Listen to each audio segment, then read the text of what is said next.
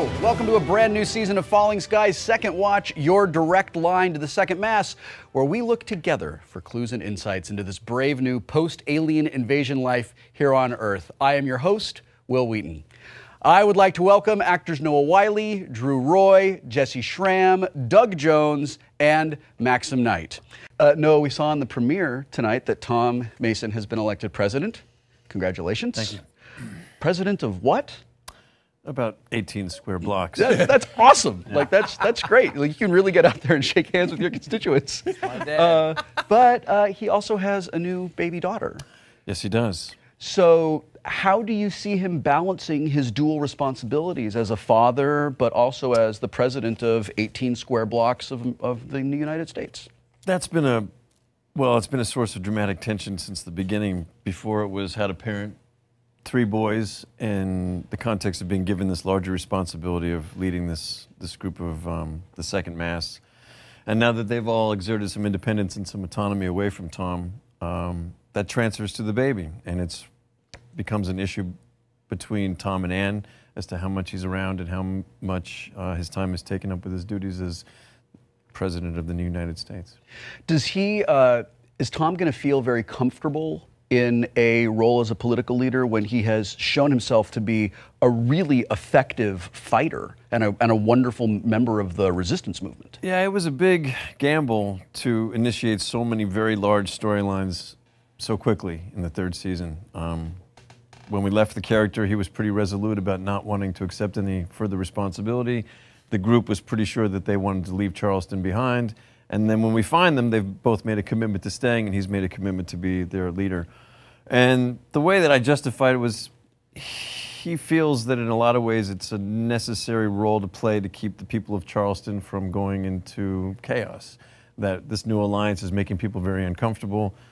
So to have some semblance of a civic structure in place has a calming effect, even if it's really only acting as a figurehead. And I think in a lot of ways he is acting like a president as opposed to being the president. Yeah. He's sort of playing the role and drawing on his knowledge of history to sort of write the script.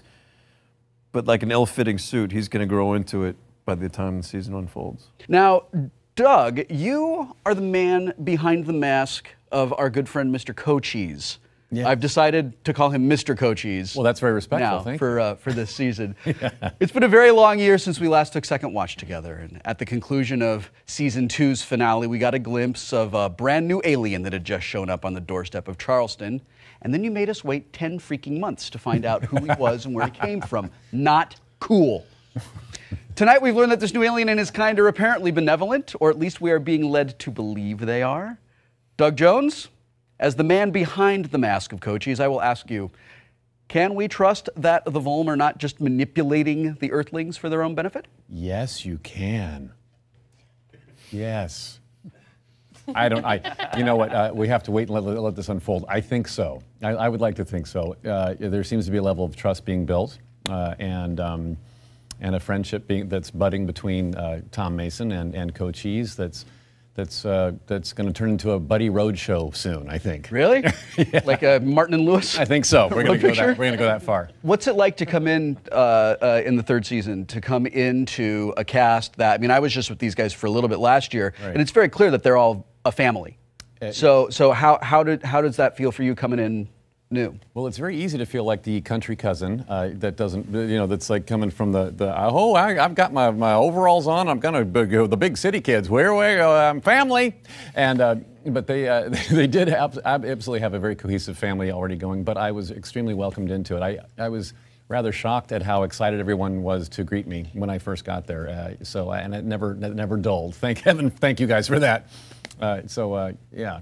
And I think it's because this is the first alien also who has interacted with them in a way that, with speaking English and in a friendly manner. The aliens have been to be feared and hidden from or shot at until now. So I think that was a welcome relief for everybody, I hope. Really. From a practical production standpoint, you guys are on more of the same sets now than you were in the first 2 seasons. Is that just great? Like you just go into the one studio all the time. You know, in the first season, we occupied a high school for about 3 or 4 episodes, and I felt that it was to the detriment of the show because the more static this group is, the easier it is to have the tension that you want to be ever present dissipate. Yeah. So even though we've made this commitment to stay in Charleston, the balance we struck was to have a base, but then to leave it a lot. And so we were constantly going out and continually putting ourselves in harm's way. But from a practical standpoint, having some standing sets and some weather cover is a really advantageous thing to have when you're shooting in Canada in the wintertime. Drew, speaking of the tension that exists, there's got to be some tension and conflict happening inside Hal. At the end of last season, we saw that he has been implanted with one of those creepy eye worms, like father, like son. I hope it brings you guys closer together. It's lovely. But he's also, in his day-to-day life, out there blowing up mechs and blowing up skidders and still a fighting member of the Second Mass. So what's going on inside his head as he's out, trying to sort of juggle these two identities? Well, when I was told I was going to be in a wheelchair, I immediately asked how long. Right. I was a little worried I was going to lose my action hero side of things, but when we're shooting that opening sequence and I'm up on top of the Hummer and firing the two 50 caliber machine guns, felt like I still had it. Yeah. But no, he's definitely torn between how he used to be. He's literally had his legs taken out from under him, and that confidence that we've always seen Hal possess has now been taken away, and we see him doubting himself, and really his only confidant is Maggie, who she doesn't want to lose him as well. So we're not quite dealing with this issue possibly the way that we should be. So why is he out in the middle of the woods macking on Karen? That's a good question, isn't it? I mean, look at her. Who wouldn't? Who needs legs? I'll drag myself out there. I think that's Karen's fault. Yeah. I wonder how Karen got this huge promotion from being like, she has climbed the Ishveni ranks faster maybe than anyone. So on the one hand, awesome, no glass ceiling with the Ishveni, that's terrific. But on the other hand, you're such a bad guy. Well, I mean, the last you see Karen is climbing up a wall, so she's going, and I think the Ishveni played on her having the human side, which is a power that they don't have, and the connection to the Second Mass that has proved to be more special than the other survivors that are possibly out there. So I think that her having the small emotional side of things played to her being promoted, and she was the closest thing to the Overlord that Tom shot. So since she was the right-hand man, all the information was kind of in her as this little machine, and now once he's gone, it's almost like, all right, well, you're the easiest thing, now you're up, and she's there. So there's benefits of having the human side to her, and then also too, kind of maybe the easiest thing of you were the closest thing to our Overlord with all of his knowledge, and now there you go, you're up. Well, congratulations on the promotion, and also I hope you are soon fired.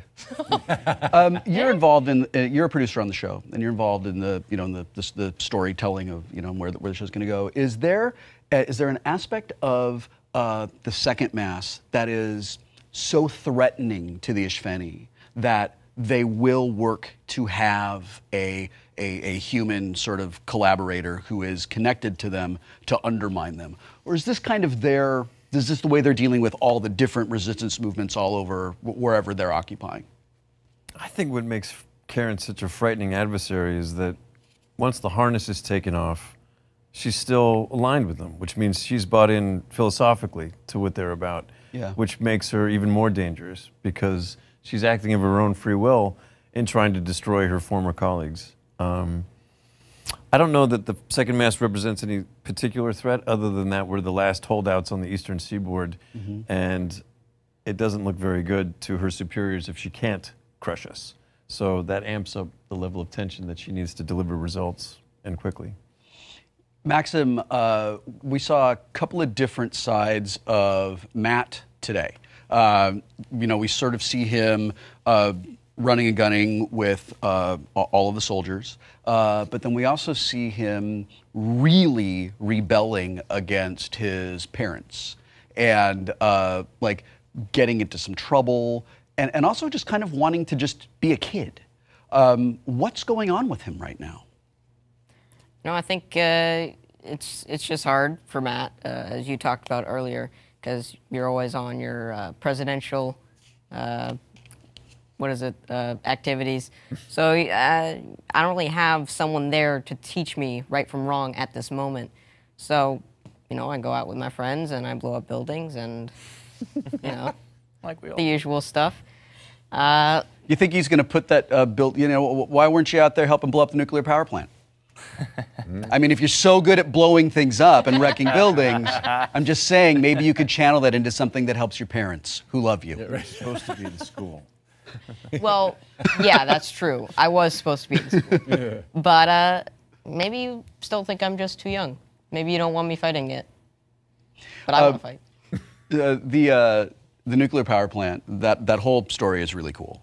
And I love Robert Sean Leonard as Dr. Kadar. He's so great.